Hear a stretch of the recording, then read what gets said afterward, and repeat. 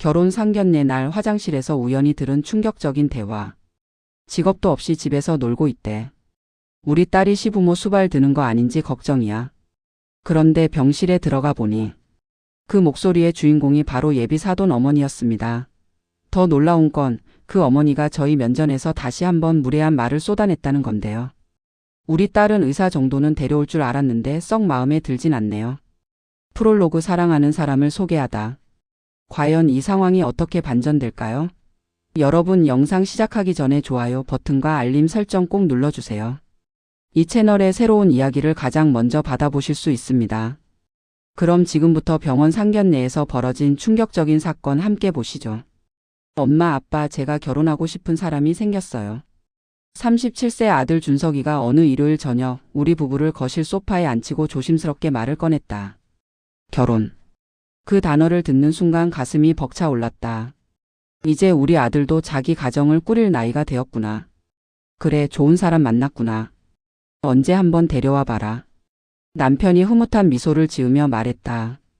네, 다음 주말에 집에 데리고 올게요. 일주일 후 준석이는 정윤지라는 32세 여성을 우리 집으로 데려왔다. 단정한 옷차림에 예의 바른 태도, 말투도 부드럽고 교양 있어 보이는 여성이었다. 준석이가 윤지를 바라보는 눈빛에서 진심이 느껴졌다. 부모님, 정식으로 양가 상견례를 하면 어떨까요? 3주 후 호텔 라운지에서 만나시면 좋을 것 같아요. 윤지가 공손하게 제안했고 우리는 흔쾌히 동의했다. 드디어 우리 아들이 좋은 가정을 꾸리게 되는구나 싶어 마음이 설렜다. 일장 예기치 못한 사건. 상견례를 2주 앞둔 어느 날 저녁 준석이에게서 전화가 왔다. 엄마, 윤진의 아버지께서 등산하시다가 발목뼈가 부러지셨대요. 수술도 하셨고 상견례 날짜를 좀 미뤄야 할 것 같아요. 어머, 큰일이네. 많이 다치셨니? 네, 발목 골절이 심해서 수술하셨다고 해요. 지금 입원 중이시래요. 그래? 그럼 병문안이라도 가야지. 처음 만나는 자리는 호텔 라운지보다 병원이 되겠구나. 사람이 아프다는데 날짜 미루자는 소리를 할 수도 없고 오히려 이참에 겸사겸사 병문안을 가는 것이 도리라고 생각했다. 준석이도 그게 좋겠다며 윤진의 가족에게 의향을 물어보겠다고 했다. 다음 날 윤진의 어머니께서 병문안 오시는 것을 환영한다는 연락이 왔다. 날짜는 3일 후 토요일 오전 10시로 정했다. 2장. 상견례 준비. 토요일 아침 나는 평소보다 일찍 일어났다. 처음 만나는 사돈 될 분들께 좋은 인상을 주고 싶었다. 세안을 하고 정성껏 화장을 했다. 너무 진하지도 너무 연하지도 않게 자연스러운 메이크업을 했다. 립스틱도 차분한 로즈 컬러로 골랐다. 옷장을 열고 한참을 고민했다. 너무 화려하면 가벼워 보일 것 같고 너무 소박하면 성의 없어 보일 것 같았다. 결국 베이지색 정장을 선택했다. 품이 있으면서도 단정한 느낌이 나는 옷이었다. 여보, 과일 바구니랑 영양제 챙겼어요? 남편에게 확인하며 현관으로 나섰다. 남편도 네이비 재킷에 회색 슬랙스 차림으로 깔끔하게 준비했다. 응, 다 챙겼어. 준석이는 먼저 가서 기다린다고 했지? 네, 윤지랑 먼저가 있겠대요. 병원으로 가는 차 안에서 나는 설레면서도 긴장됐다. 첫인상이 중요하니까 실수하지 말아야지. 웃는 얼굴로 공손하게 인사드려야지. 여러 생각이 머릿속을 스쳤다. 3장. 화장실에서 들은 충격적인 대화. 병원에 도착해서 본관 3층 정형외과 병동으로 올라갔다. 복도 안내판을 보니 윤지 아버지가 계신 방은 307호였다. 여보, 저 화장실 좀 다녀올게요. 병실에 들어가기 전에 화장도 고치고 마음도 가다듬을 겸 화장실에 들렀다. 병실 바로 앞에 있는 여자 화장실이었다. 안으로 들어서는데 누군가 통화하는 목소리가 들렸다. 50대 후반쯤 되어 보이는 여성이 세면대 앞에서 전화 통화 중이었다. 아휴 언니. 솔직히 말하면 못마땅한데 딸이 좋다고 하니까 어쩔 수 없이 한번 만나보기로 했어. 나는 칸막이 안으로 들어가 조용히 문을 닫았다. 남의 통화를 듣고 싶지 않았지만 그 여성의 목소리가 화장실 안에 울려 퍼졌다. 시부모 될 양반들이 이제 70세 정도 된다고 하던데 직업도 없이 둘 다 집에서 놀고 있대. 걱정이야 정말. 우리 윤지가 벌써부터 시부모 수발 드는 건 아닌지. 윤지? 설마. 가슴이 철렁 내려앉았다. 맞아, 70세면 아직 젊은데 일도 안 하고 집에만 있다는 게 이해가 안 돼. 애들한테 손 벌리고 살려는 거 아닌가 싶어서 만나보기도 싫다니까. 솔직히 우리 윤지가 힘들게 돈 벌어서 시부모까지 모시고 살아야 하나. 나는 칸막이 안에서 숨을 죽이고 서 있었다. 손이 부들부들 떨렸다. 우리 부부를 두고 하는 말인가? 직업도 없이 집에서 논다고? 애들한테 손 벌리고 산다고? 분노가 치밀어 올랐지만 동시에 서글픈 마음도 들었다. 아직 만나보지도 않고 이런 식으로 판단하다니. 그래도 딸이 좋다니까 일단 만나는 거야. 근데 언니 첫인상부터 별로면 바로 말할 거야. 우리 윤지 그깟 남자 때문에 고생시킬 순 없잖아. 통화가 끝나는 소리가 들렸다. 나는 잠시 기다렸다가 조심스럽게 나왔다. 세면대에서 손을 씻으며 거울을 봤는데 그 여성이 화장을 고치고 있었다. 우리 눈이 잠깐 마주쳤지만 그녀는 나를 모르는 사람으로만 여기고 화장실을 나갔다. 사장 충격적인 재회. 손을 씻고 나와 복도로 나오는데 남편이 기다리고 있었다. 다 됐어? 그럼 들어가 볼까? 응. 마음이 무겁고 복잡했지만 아직 확실한 건 아니라고 스스로를 달랬다. 설마 그 사람이 윤지 어머니일까? 혹시 다른 환자 보호자였을 수도 있잖아. 307호 병실 문을 열고 들어가는 순간 나는 그 자리에 얼어붙었다. 화장실에서 통화하던 바로 그 여성이 병상 옆 보호자 의자에 앉아 있었다. 그녀도 나를 보는 순간 깜짝 놀라는 표정을 지었다. 안녕하세요. 준석이 어머니 아버지입니다. 나는 최대한 평온한 목소리로 인사했다. 그녀의 얼굴이 순간 굳어지는 게 보였다. 아내. 안녕하세요. 어색한 인사가 오갔다. 바로 그때 병실 문이 열리며 준석이와 윤지가 함께 들어왔다. 어머니 아버지 병문안 오셨어요. 이분이 윤지 아버님이십니다. 준석이가 밝게 말했다. 우리는 병상에 누워 계신 윤지 아버지께 인사를 드렸다. 처음 뵙겠습니다. 발목 많이 다치셨다고 들었습니다. 쾌차하시길 바랍니다. 아이고 먼 길 오시느라 고생하셨습니다. 이렇게 누워서 인사드리게 돼서 죄송합니다. 윤지 아버지는 온화한 분이셨다. 하지만 옆에 앉아있는 윤지 어머니의 표정은 여전히 어두웠다. 오장무례한 발언 잠깐의 침묵이 흐른 후 윤지 어머니가 입을 열었다. 그런데 말이죠. 그녀의 목소리에는 가시가 돋쳐 있었다. 우리 딸 윤지는 어려서부터 정말 예쁘고 공부도 아주 잘했어요. 명문대 나왔고 대기업 다니고 있죠. 솔직히 말씀드리면 저는 윤지가 남편감으로 의사 정도는 데려올 줄 알았거든요. 나는 귀를 의심했다.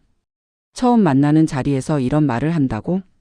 하지만 윤지가 준석 씨를 좋다고 하니까 썩 마음에 들진 않지만 일단 한번 만나보는 거예요. 병실 안의 공기가 싸늘하게 식었다.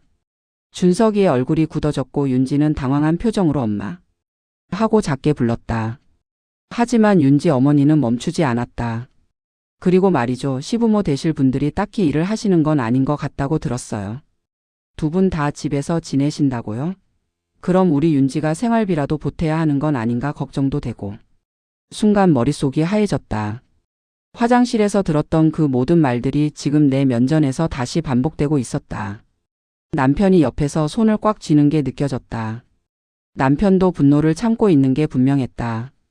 정말 우리 윤지가 고생할까봐 걱정이에요. 요즘 시대에 시부모 모시고 사는 것도 쉽지 않은데 경제적으로까지 부담이 되면. 어머니. 준석이가 큰 소리로 말을 끊었다. 하지만 윤지 어머니는 이미 하고 싶은 말을 다 한 뒤였다. 육장품이 있는 반격. 나는 깊게 숨을 들이마셨다. 화를 내고 싶었지만 그러면 우리도 똑같아지는 거라고 생각했다. 대신 침착하고 단호하게 말했다. 정윤지 어머님, 저희도 할 말씀이 있습니다. 내 목소리는 떨리지 않았다. 오히려 차분하고 명료했다. 우리 준석이도 어릴 때부터 정말 잘생기고 공부도 잘했어요. 좋은 대학 나와서 좋은 직장 다니고 있죠. 솔직히 말씀드리면 저도 우리 준석이가 며느리감으로 의사 정도는 데려올 줄 알았습니다. 윤지 어머니의 얼굴이 하얗게 질렸다. 하지만 준석이가 윤지 씨를 좋아한다고 해서 만나보는 거였어요. 그런데 이렇게 무례한 대접을 받을 줄은 몰랐네요. 그게. 윤지 어머니가 말을 더듬었다. 화장실에서 하신 통화 제가 다 들었습니다. 직업도 없이 집에서 논다, 애들한테 손 벌리고 산다, 그런 말씀들 하셨죠? 어머 그건. 만나보지도 않고 사람을 판단하시는 것도 문제지만 그렇게 생각하시면서 왜 굳이 만나자고 하셨나요? 우리를 무시하려고 하신 건가요? 병실은 쥐 죽은 듯 조용했다. 윤지 아버지는 미안한 표정으로 아내를 쳐다봤고 윤지는 얼굴이 새빨개진 채 고개를 숙이고 있었다. 실장 놀라운 반전. 그때 남편이 차분하지만 단호한 목소리로 말했다. 네, 맞습니다. 제 아내 말이 맞아요. 우리 부부는 특별히 하는 일이 없습니다. 윤지 어머니의 입꼬리에 비웃음 같은 게 살짝 스쳤다. 하지만 남편의 다음 말에 그 표정이 완전히 굳어졌다. 하지만 그래도 돈은 나옵니다. 이 병원 이사장이니까요. 네? 윤지 어머니가 눈이 휘둥그레져서 남편을 쳐다봤다. 제가 이 서울중앙병원 이사장입니다. 정형외과 전문의로 30년 일하다가 5년 전에 이사장직을 맡았죠. 지금은 직접 진료는 안 하고 병원 경영만 하고 있어서 집에서 논다고 보실 수도 있겠네요. 남편은 명함을 꺼내 조심스럽게 침대 위에 놓았다. 서울중앙병원 이사장 이진수. 병실 안에 모든 사람이 숨을 죽였다.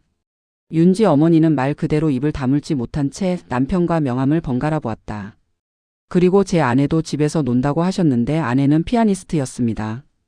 지금은 은퇴해서 후학 양성에만 집중하고 있어요. 일주일에 2~3번 정도만 레슨하죠. 그것도 집에서 논다고 보실 수 있겠네요. 나는 아무 말도 하지 않았다. 남편이 다 설명해 주고 있었다. 경제적 걱정은 안 하셔도 됩니다.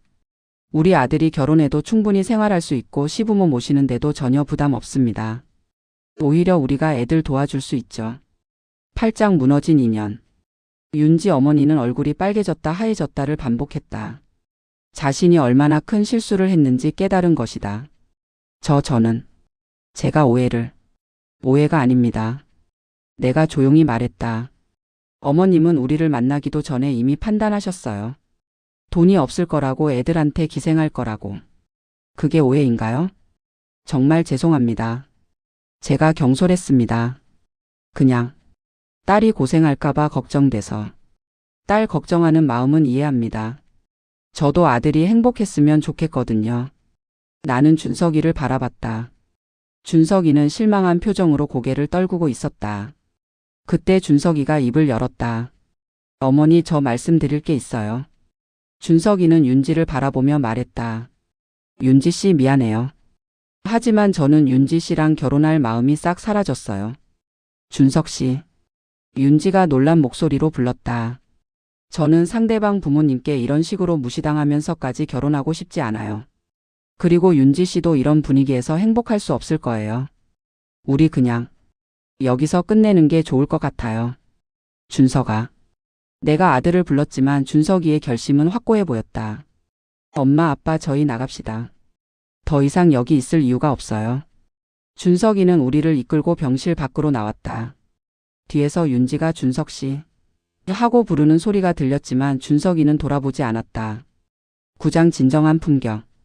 병원 주차장으로 걸어가는 동안 아무도 말이 없었다. 차에 타서도 한동안 침묵이 흘렀다. 준석아, 정말 괜찮니? 내가 조심스럽게 물었다. 네, 엄마.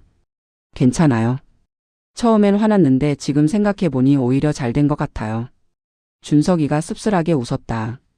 만약 결혼했으면 평생 저런 장모님 밑에서 살아야 했을 거예요. 윤지는 좋은 사람이지만 가족이 되려면 양가 부모님과의 관계도 중요하잖아요. 남편이 운전대를 잡으며 말했다. 준석아, 내 판단이 옳다. 결혼은 두 사람만의 문제가 아니야. 두 가족이 만나는 거지. 근데 아빠, 엄마, 제가 정말 자랑스러웠어요. 특히 엄마가 침착하게 대응하시는 모습 보고 감동받았어요. 뭐가 자랑스러워? 엄마는 그냥 품위를 지키고 싶었을 뿐이야. 나는 창밖을 바라보며 말했다. 사람의 진짜 가치는 돈이나 지위에 있는 게 아니야. 타인을 대하는 태도, 말 한마디 한마디에 그 사람의 품격이 드러나는 거지. 맞아요, 엄마. 저도 오늘 많이 배웠어요. 어떤 사람과 가족이 되어야 하는지 확실히 알게 됐어요. 차는 서울 시내를 빠져나가 우리 집으로 향했다. 비록 아들의 결혼 이야기는 무산됐지만 오늘 우리 가족은 더 단단해진 것 같았다. 때로는 끝이 새로운 시작이 되기도 한다. 준석이는 분명 더 좋은 사람을 만날 것이고 그때는 진정으로 우리 가족을 존중해 주는 사람과 인연을 맺게 되리라 믿었다. 집에 도착해서 거실에 앉아 차를 마시며 남편이 말했다. 여보, 오늘 정말 수고했어. 당신 덕분에 우리 가족의 품위를 지켰어. 당신도 멋있었어요. 마지막에 명함 꺼내시는 거 보고 속이 다 시원했어요. 우리는 함께 웃었다. 쓰라린 경험이었지만 이 또한 인생이었다. 교훈.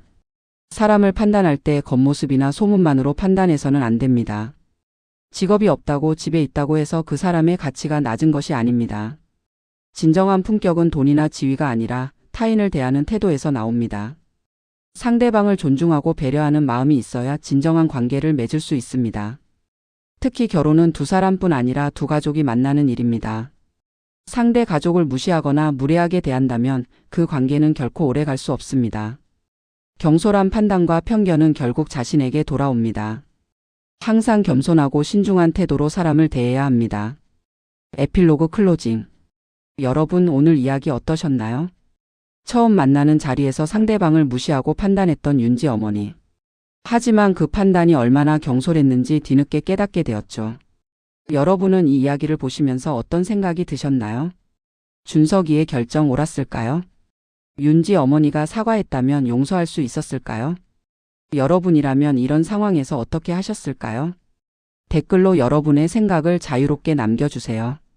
모든 댓글 정성껏 읽어보고 있습니다. 그리고 이런 감동적이고 교훈적인 이야기가 좋으셨다면 좋아요 버튼 꾹 눌러주시고 구독과 알림 설정까지 해주시면 정말 큰 힘이 됩니다. 다음 이야기도 기대해주세요. 더욱 감동적이고 생각할 거리가 많은 이야기로 찾아뵙겠습니다. 오늘도 시청해주셔서 감사합니다. 행복한 하루 보내세요.